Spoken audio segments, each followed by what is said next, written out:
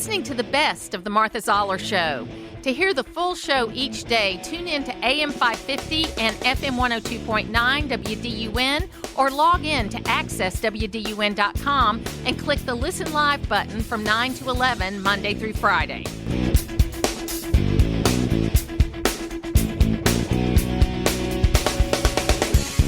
Currie Myers is here with me from Right on Crime, and we're going to talk a little bit about law enforcement and prosecution. And Shondell Summer is here with me in the studio, too.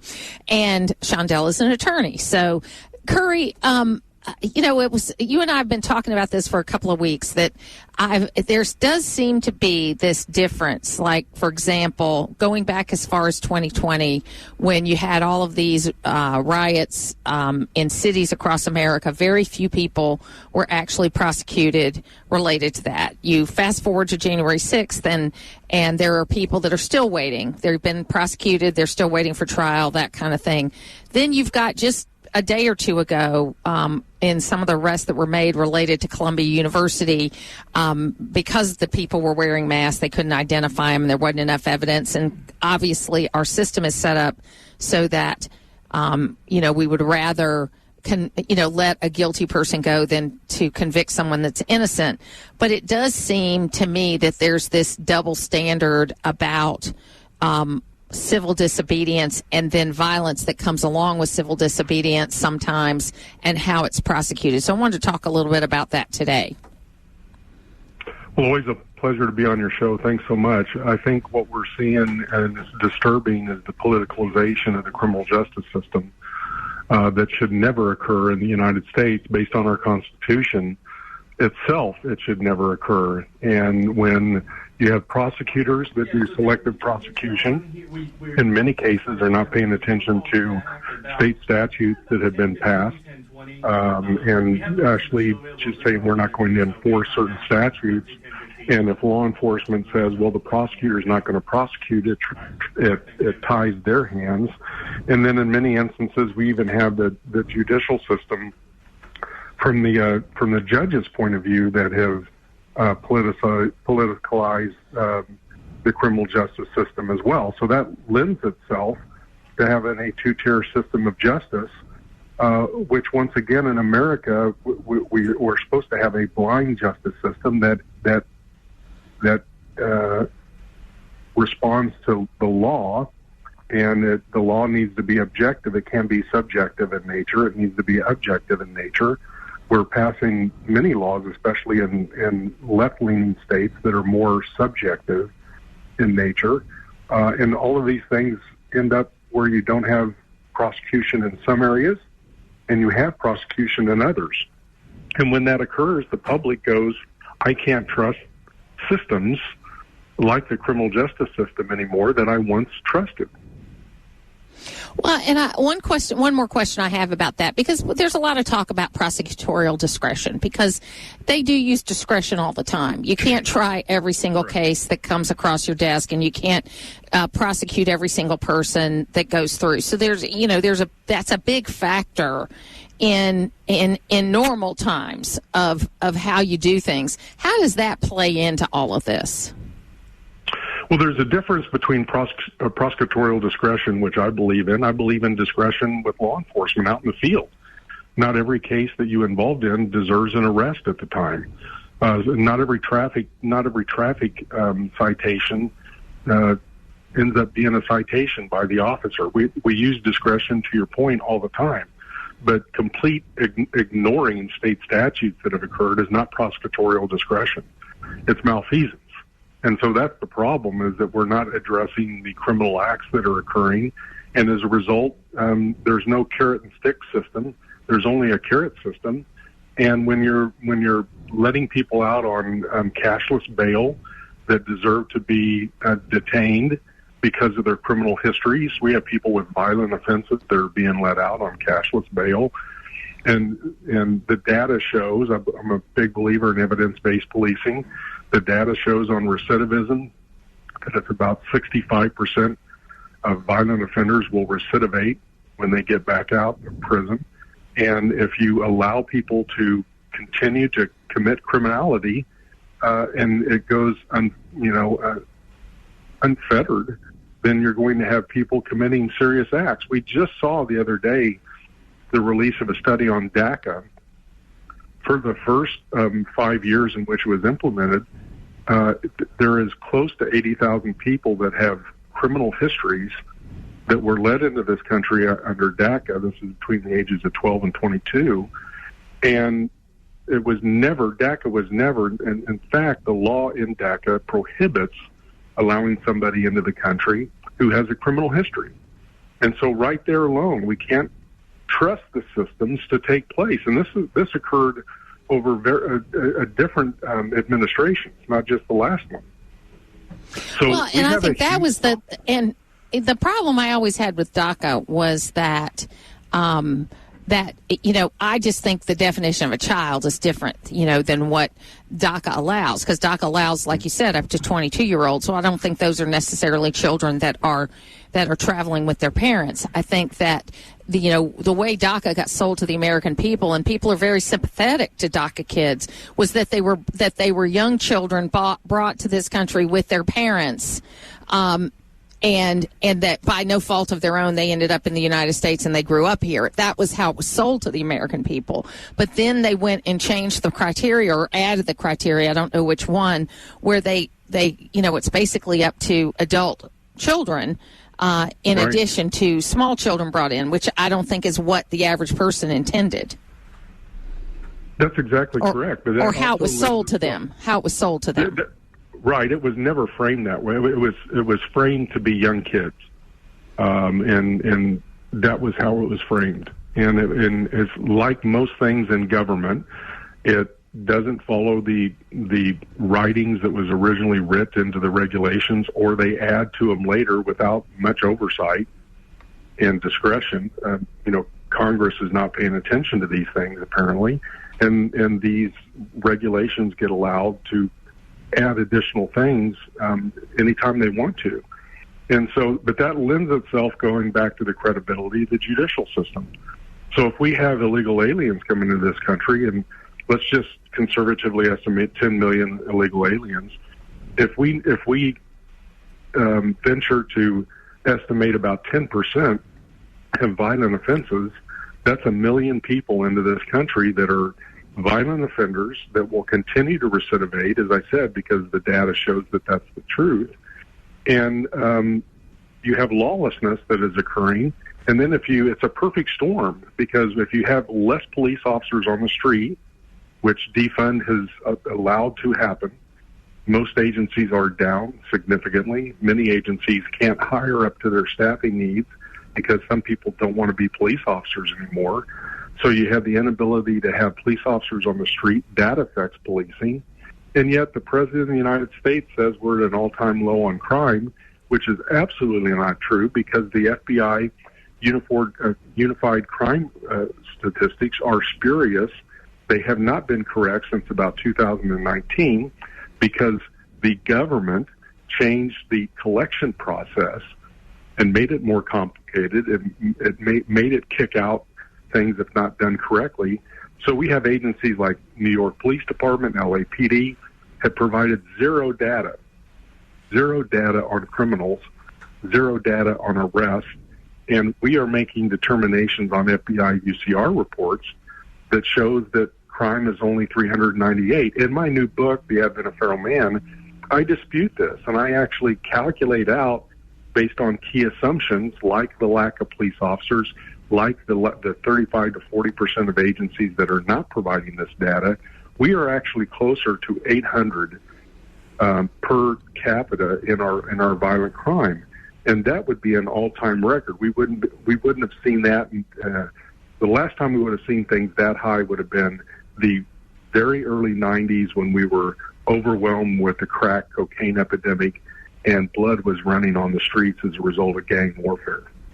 Yep. Currie Myers, we're not going to solve all this today, but tell us about your book and where people can get it. Well, I wrote The Advent of Feral Man. It's about the wilding of America. I talked about the solutions to it, which include, in my opinion, as an applied criminologist and with 24 years of law enforcement experience, the main causal reasons why crime occurs is the lack of faith, family, and formation. And if we don't have that in our lives, and we spend so much time in observational learning, and if we get that negative experience of observational learning, it's going to lead us down a dark path. So I talk about where we're at in crime. I talk about why crime occurs, the causal reason for crime, and then how we can attack it moving forward. But my book is available. I released it on my Substack page under the paid subscription, where people can go to drcurriemyers.substack.com, or if you just Google Dr. Currie Myers, you'll see all of my interviews, you'll see my Substack work, and you can follow up there. But I appreciate if everybody could be a paid subscriber, they'd be able to see that. I also did audio companion to explain each chapter so people have an understanding of what I was thinking about when I wrote that particular chapter. Currie Myers, thanks so much for being with us today. Always a pleasure. Thanks for all you do. It's where North Georgia comes to talk. It's the Martha Zoller Show on AM 550 and FM 102.9 WDUN. Courtney Kramer is running against Fani Willis as the Republican nominee for district attorney in Fulton County, and we appreciate her being with us today. Courtney, welcome. Hi, Martha. Thanks for having me. So, the obvious question is, it's a very Democratic county, but my daughter lives in Fulton County. She is very concerned about crime, and there are lots of unindicted arrests as far as felony crimes, and there's lots of other things going on in Fulton County. So why now, and why are you the right person to be district attorney? Well, those are great questions, and those are probably the first two questions I always get when I talk to somebody about this race. And what I like to say is that it's a very heavily Democrat county. However, that really shouldn't even matter in this race at all. Fulton County is unsafe. People don't want to live here anymore. Crime is rampant throughout Fulton County. It's rampant throughout South Fulton, but it's creeping into North Fulton. And we have a DA currently who has other extracurricular activities that she's engaging in, and she's not doing her job. She's not prosecuting criminals. She's leaving tons of felonies, like you said, unindicted. She is pursuing her own well-being over the well-being of her constituents and the citizens of Fulton County. I think a lot of this happened. For years, I kind of complained about the mess of her office, but I think it definitely was very obvious when the relationship with Nathan Wade kind of came out. And then since that time, you have just seen so much evidence, so much wrongdoing in that office that you don't hear from other DAs in Fulton County, or other DAs in Georgia, having these issues at all. We have about 4,000 untested rape kits waiting to be tested. And she decided to use money to go pay Nathan Wade instead of go testing those rape kits. That's terrifying.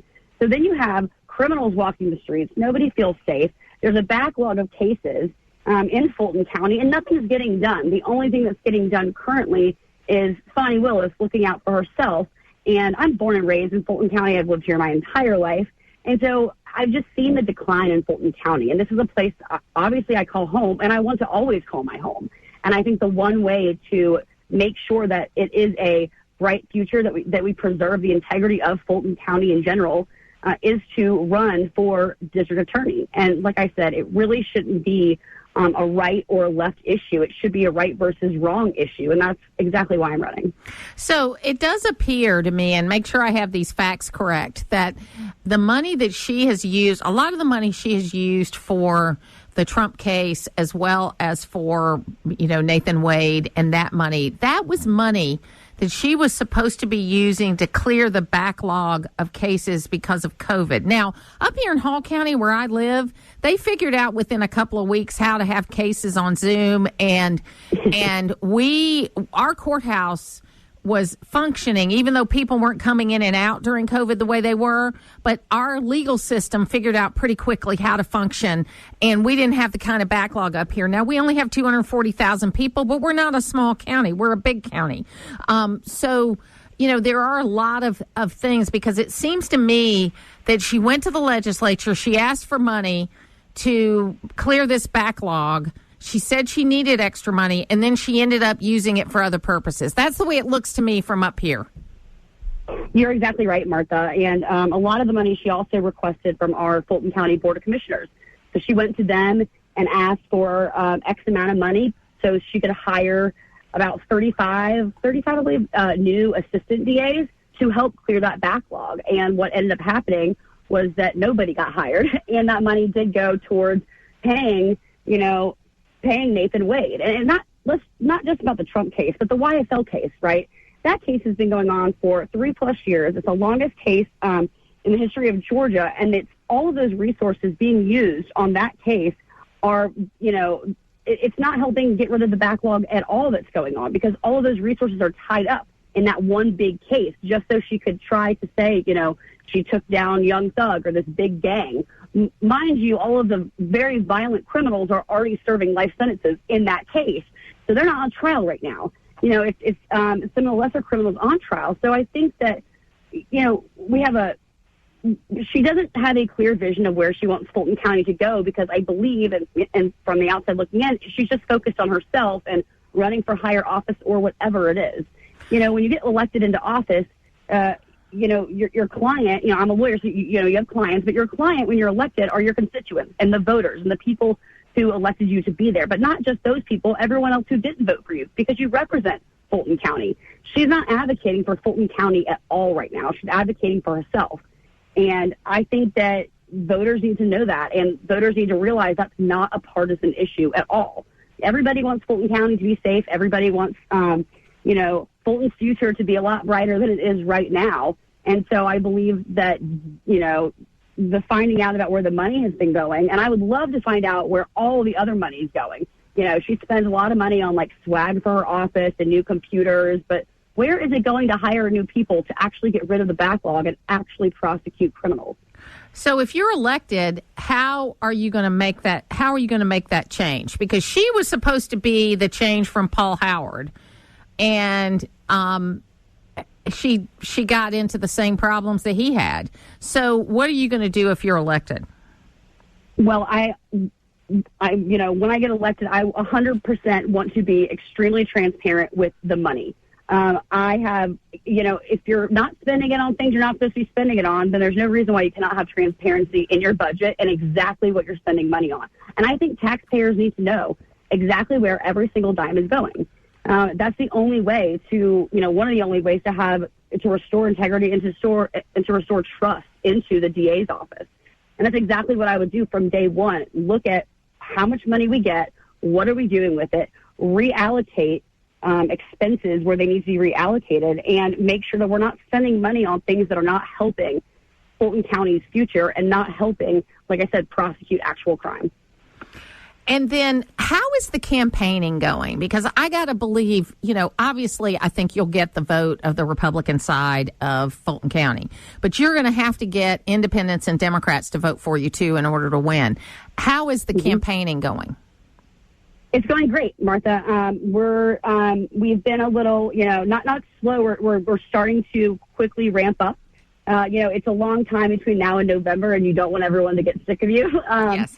And, every time I talk to somebody, it could be at a restaurant. It could be out on a run, or someone sees my T-shirt or whatever it is. When I strike up a conversation in the general public, a lot of the times I don't know if that person is Republican or Democrat. But the Democrats who I have talked to, what tugs at their heartstrings a lot is public safety, and getting criminals off the streets. And so from that perspective, that has been something that is a commonality among everybody, Republicans and Democrats alike. And it's going to be me going out into these communities, and I will be going out and door knocking on every single door I can.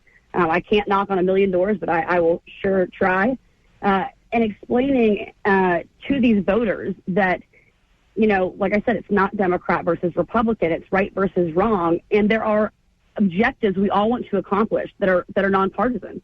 And so every time I talk with the voter that is not Republican, we're on the same page, we're on the same understanding, and I think that you're going to start to see a big push for a conservative DA in Fulton County. Well, I wish you the best of luck. If people want to help you or want to know more about you, how can they do that? Absolutely. CourtneyKramer.com. Courtney is with a C and Kramer is with a K. That's where you can donate. That's where you can go find out my platform. You can connect with us. You can message us, the media, the press, everything. That's where we have it all. And please go follow me on social media as well. That is CourtneyKramer.com. Thank you so much for being with us today, Courtney, and I wish you the best of luck. Let me know how I can help you. Thank you, Martha. Putting the talk in news talk. It's the Martha Zoller Show on AM 550 and FM 102.9 WDUN. Joining me on the phone right now is Representative Doug Collins, who is a senior advisor for America First, and would love to talk with him about this. Doug, how are you? Hey, Martha. How are you? Well, I mean, it's a sad state of affairs that we have an administration that their explanation of this is, oh, isn't it great that we caught these people? That shows our legal system works. But these folks should have never been here. And last week there were 8 illegal immigrants with ties to ISIS that were caught in the United States. And that's the answer they gave for that, too. Oh, isn't it great we caught them? Our law enforcement works. Yeah, it's about like a bartender at a bar, giving people 6 or 7 shots and saying, look, they're drunk.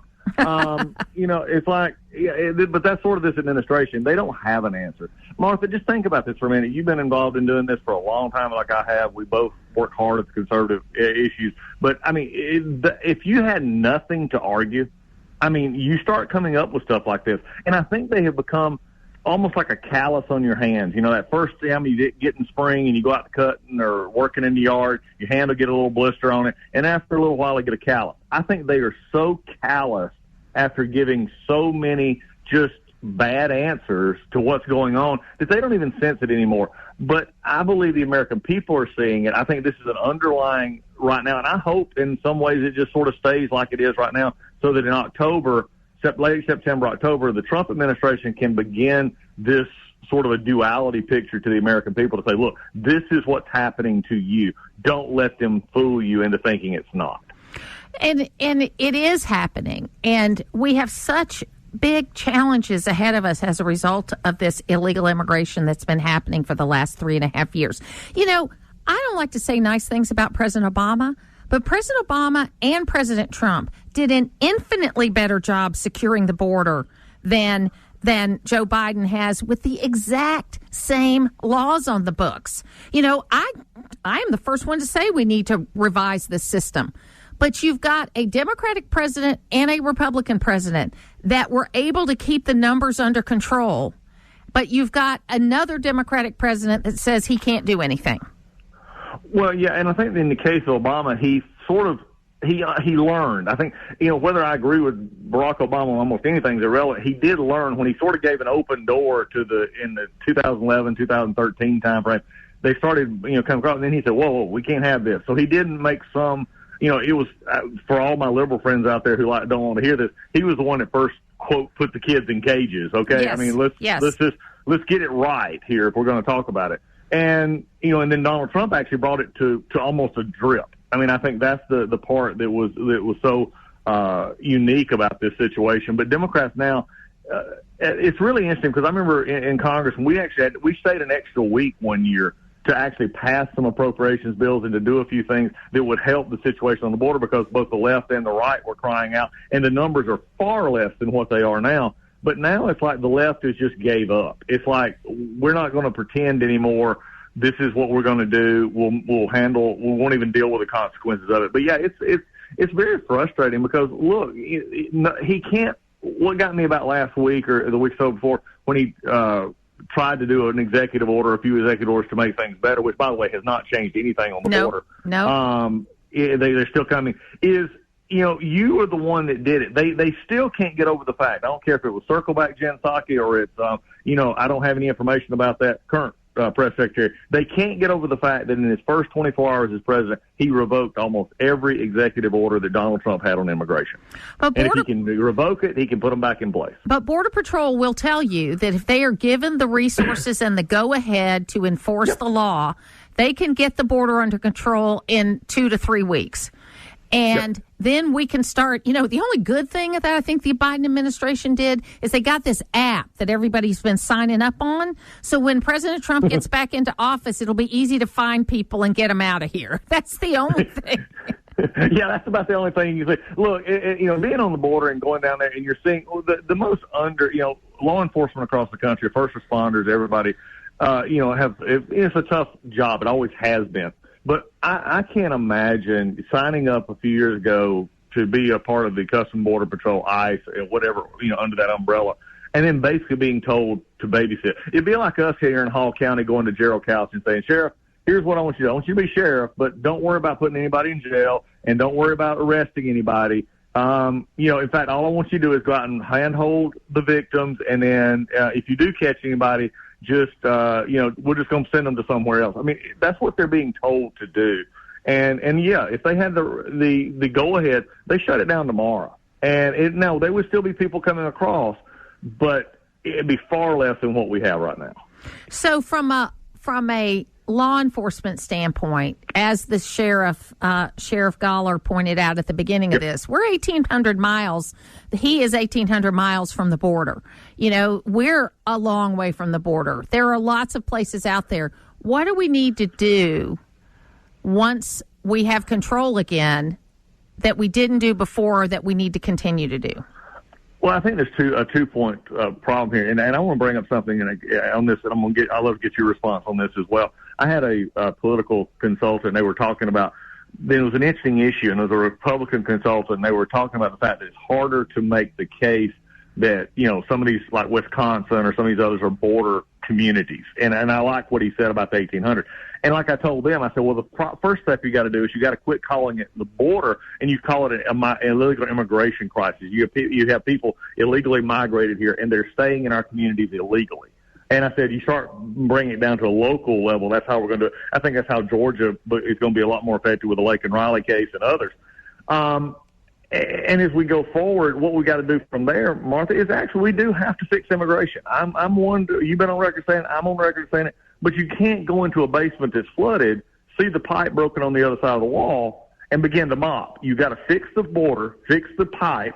Then you deal with what's in there and start deporting those that need deporting. You start figuring out how to deal with the rest, because we're talking upwards of 10, 15, 20, 30 million or more people, depending on the low numbers, of people who are here illegally. They're an underground economy and have been for years.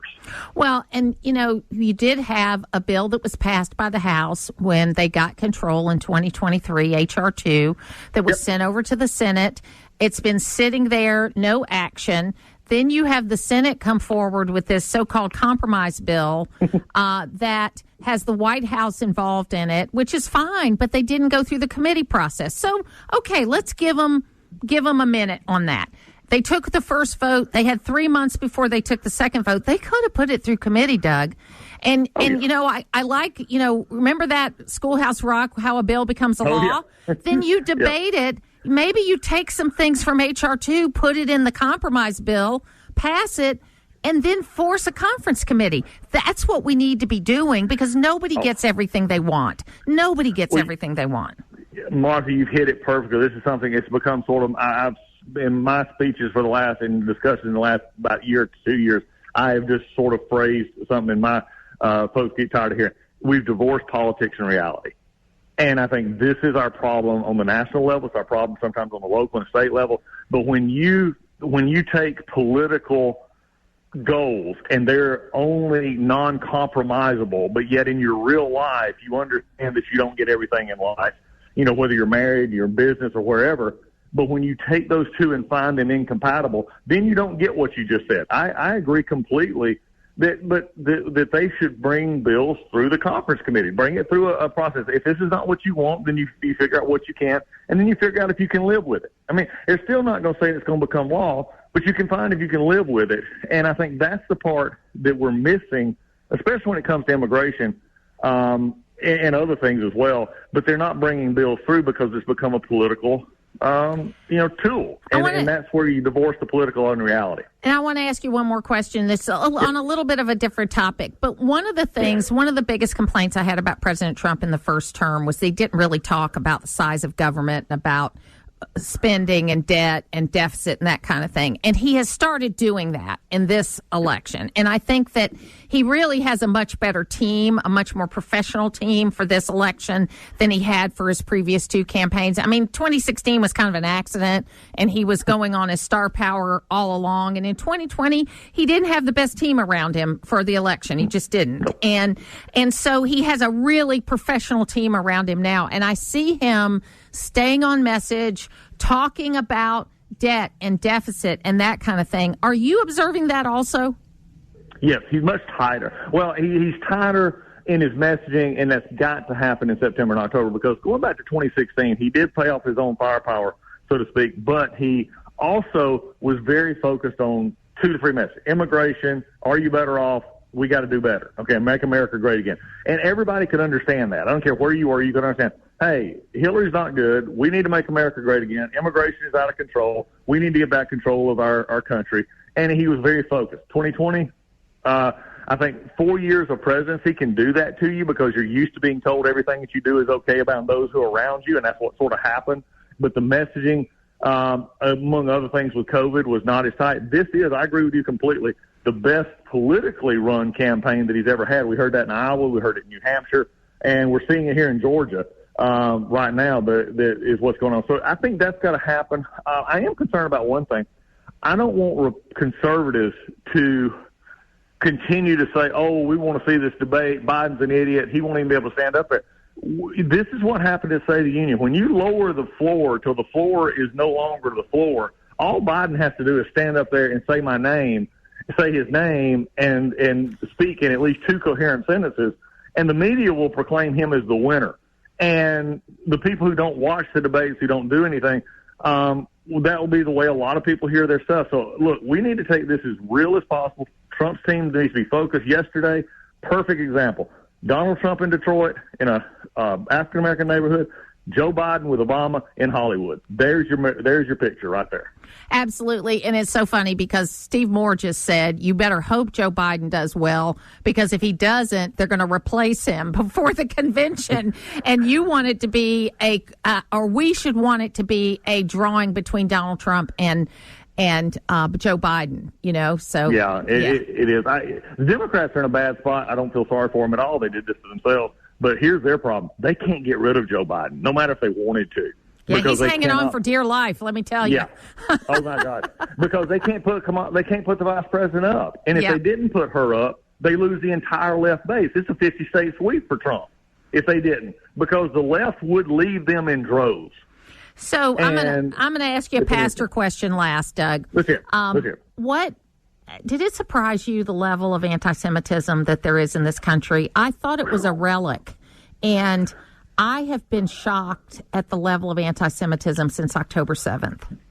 Yes, it's disturbing. And look, there's a balance to everything, but this is flat out, we hate Israel, we hate Jews. I mean, you haven't seen this rhetoric since, worldwide. 1924. Yeah, exactly. Yeah. 24 to the 30s. I mean, this was the rise, and it's very disturbing to see that it's commonplace now. And then you even have, sort of a Christianized version of this, which is concerning. And I'm saying, look, this is a problem, going forward that we're going to have to deal with. And this polarization where, basically you can say whatever you think uncontested, whether you're based in fact or reality is really a concerning part. Well, we just had Father's Day, and happy Father's Day to you. But we need strong fathers. We need strong men. We have been telling men to not be strong for 2 generations, and this is what we get. Oh, well, you're seeing it in a lot of places. I was watching something the other day, it's just mine and your dad and that generation that we came from, they just had a completely different, ethic. And, they may not have been the ones that have, come to the side and said, oh, everything's going to be fine and here's a participation trophy, but they would tell you the truth. And I think that's what we need in our families more. Just tell us the truth. Tell your kids the truth, and then help them learn to grow. Absolutely. Doug Collins, if people want to follow you, how can they do that? Best way is at Rep. Doug Collins on Twitter, and, of course, AFBI Georgia. We got our website there, but anywhere they want to find me, we'll go it. Thanks for being with me today. It's always good. Take care, Martha. To hear the full versions of last week's Martha Zoller shows, go to the podcast page at accesswdun.com, and you can follow me on social media at Martha Zoller.